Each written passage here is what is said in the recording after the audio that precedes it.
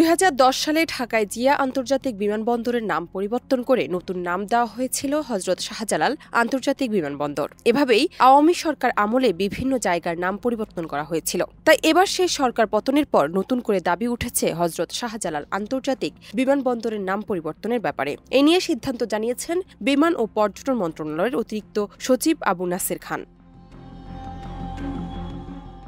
তিনি বলেন, শাহজালাল আন্তর্জাতিক বিমানবন্দরের নাম পরিবর্তনের ব্যাপারে এখনো কোনো সিদ্ধান্ত আসেনি। এটি পরিবর্তন করা হবে কিনা সেটি পরে সিদ্ধান্ত নেওয়া হবে। ২৬ সেপ্টেম্বর সচিবালয়ে বিশ্ব পর্যটন দিবস ২০২৪ উপলক্ষে বেসামরিক বিমান পরিবহন ও পর্যটন মন্ত্রণালয় আয়োজিত সংবাদ সম্মেলনে তিনি এই তথ্য জানান। তিনি আরও জানান, থার্ড টার্মিনালের কাজ ৯৮% সম্পন্ন হয়েছে, আর থার্ড টার্মিনালটি উদ্বোধনে আরও ৬ মাস লাগবে।